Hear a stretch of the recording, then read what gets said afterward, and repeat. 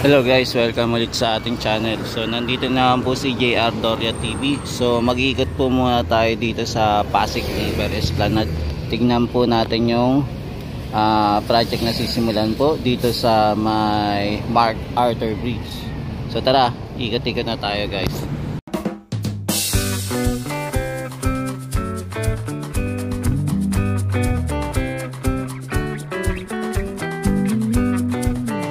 Yan, so nandito po muna ako, dadaan sa may Quezon Bridge o Quezon Boulevard Bridge.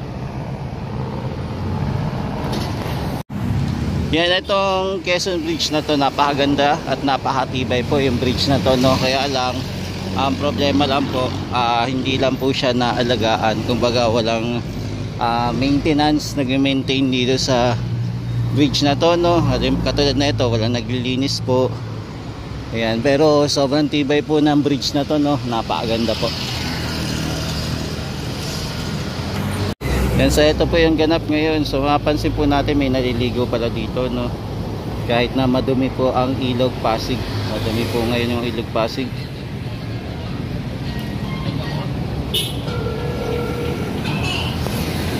Yan, tapos ito naman po yung footbridge na gawin. For the meantime, wala pa rin po tayong update, no, kung kailan po ito matatapos. Pero mapapansin po natin nakatenga po. Kasi ito po yung ganap ngayon. Ayan. Tapos doon naman po yung gagawin na para po sa Pasig River Esplanade dito po banda. So silip tayo doon. So ito po muna yung senaryo ngayon, yung ganap dito sa area po ng Pasig River. Ayan, marami na naman po tayo nakapansin na basura. Yan, tapos ito naman po yung Arroceros. Yan, so ngayon po ay April 20, no. Yan, ang problema lang po ngayon, mapansin natin na may pailan-ilan pong basura na nandito po. Ayan, ano kaya nangyari dito sa ating Pasig River na naman, no? At nagkaroon na naman po ng mga basura na palutang-lutang dito. Tapos ito po yung makikita po natin na yung view deck. Ayan, na patsi-patsi na esplanade po. At saka meron din po na kalayuan, malapit naman po sa Ayala Bridge. So ito, matatanaw po natin to mga building dito, no. So ito po yung next esplanade na gagawin po. So abangan na lang po natin kung kailan po siya magsisimula. For the meantime, nag-aantay pa rin po tayo kung kailan sisimulan din banda dito. Pero yun doon po part po ng sa may MacArthur Bridge. Ayan, unti-unti na pong sinisimulan yung esplanade para sa MacArthur Bridge po. Yan, sana pag nagawa siguro yung yung Pasig River Esplanade, sana makasama to sa pagandahin itong bridge na to, yung Quezon Boulevard Bridge. Maganda pa naman.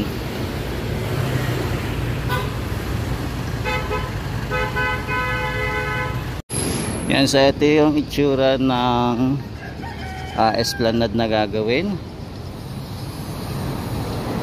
pag nasimulan na po. Yan, sa dito meron pang mga manok, no. Yan, tapos nandito din nakapark po yung mga ating ano ba tawag dito, yung DNR trash boat. Yan, so dito pala nakatambak.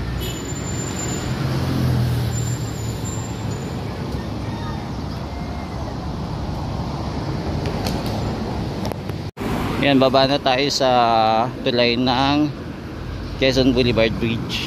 So punta naman po natin yung MacArthur Bridge naman po. Yan, so dito po yung sakayan po ng ferry, Loton Ferry Station. So dito po yun, yung Loton Ferry Station, papasok sa loob. Mukhang sarado po ata sila ngayon, no. Ayan, di po open. Yan, dito naman po tayo punta sa MacArthur Bridge naman po. Yan, so dito natin sisilipin po yung project ng Esplanade Phase 4 po. So mag-update lang tayo kung ano na status po. Ngayon, so ito po yung MacArthur Bridge.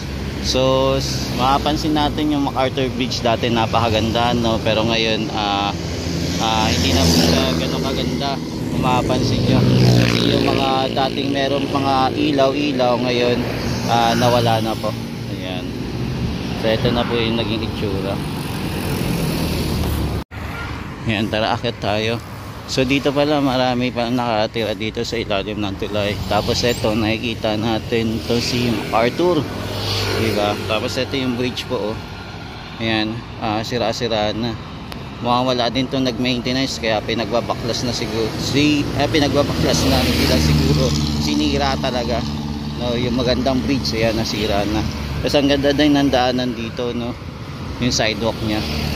So ito yung tsura nya. So wala na talaga nag-maintenance dito, no, para mapaganda ulit. Kumbaga pinabayaan na. Kumbaga itong i-bridge pa naman to is historical, pero ito na yung itsura, diba? Tapos meron din tayo nakikita palang fire tree dito sa area. So ito na, so nandito po tayo sa taas po ng tulay. Yan, so ito naman po yung magiging sakaw po ng ating Esplanade po. So mapapansin po natin may mga tao dito, no? May mga nakatira.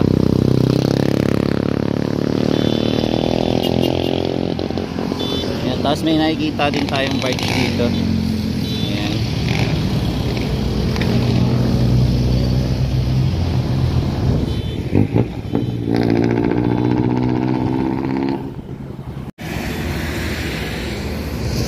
Tapos ito naman po yung papunta na pong Santa Cruz. Tapos may makikita din tayo mga lumang lumang building. Yung katulad na ito, lumang building. Yan, so ito po yung area po ng MacArthur Bridge pa rin tayo.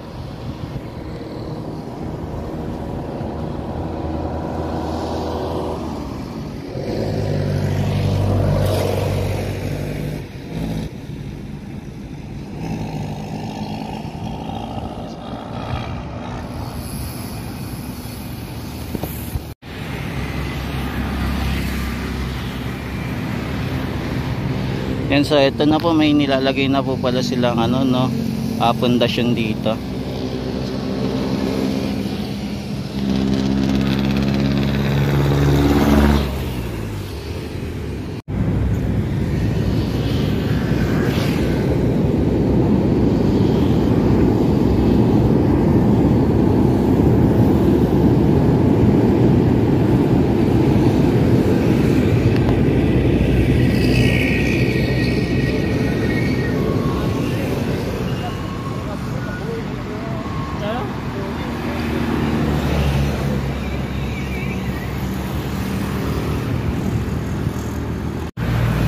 Yan, so ito po yung paligid ng MacArthur Bridge. So ito naman po yung papunta na po sa Santa Cruz na po.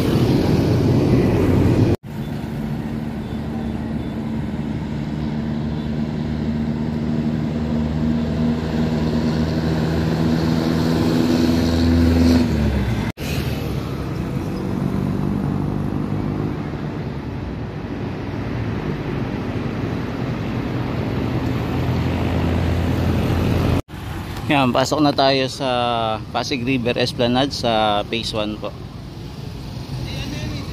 So ngayon wala pa tayo nakikita ng mga nakaparking, no, ngayong araw ng Linggo. Yan, so ito po pala yung Manila Post Office.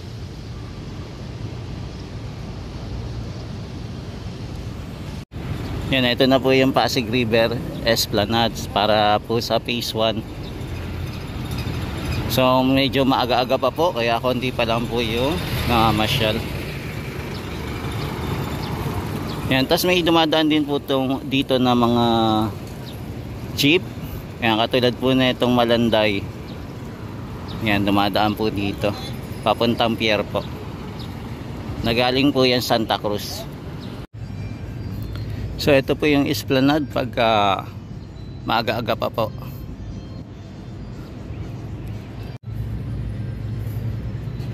Yan, so ito yung itsura ngayon ng mga halaman ng Esplanade. Tapos ito, ano na siya, no? Wala na, patay na. Siguro hindi na titiligan.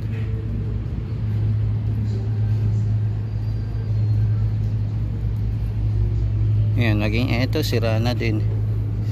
Hindi na gumana. Bakit kaya nasira to?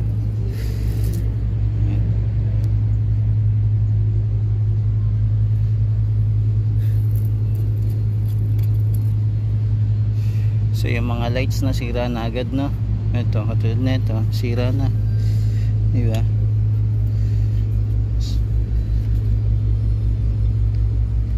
Yan.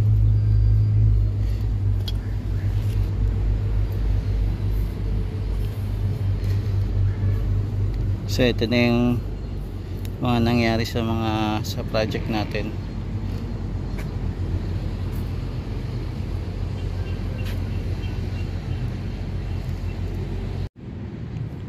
Yan, nasira na, no? So marami nang aayusin dito kung i-maintenance. So ito yung mangyayari sa project sa Pilipinas kung walang mag-aalaga sa Esplanade. Kung mapabayaan lang din po. Yan. So masasayang lang din po yung pinaghirapan ng nagpagawa nito.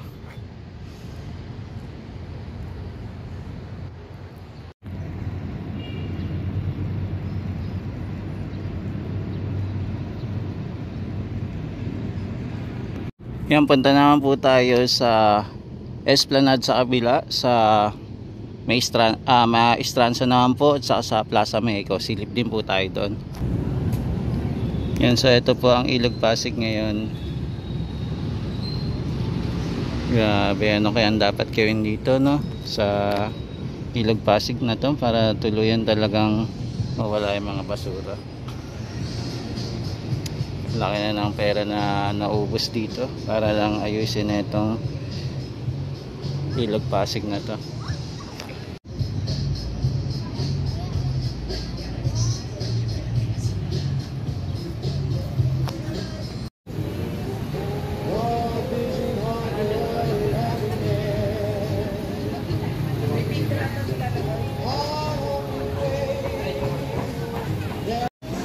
Oh, nilagyan na pala dito ng apa tawag dito, roller. Yan, may roller na dito, naglagay na sila. Yan, so ito po yung Esplanade pagka maaga-aga pa po.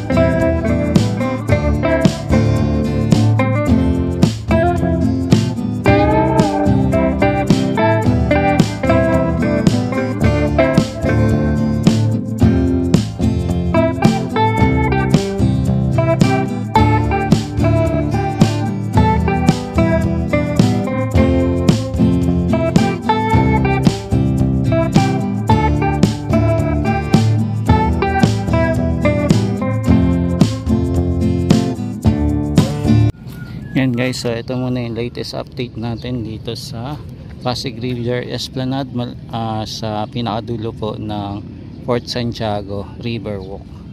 Yan, maraming salamat po. Ito po si JR Doria TV, nag-update dito sa Esplanade po. Maraming salamat po. Hanggang sa muli, mahalin natin ang Pilipinas. Thank you po.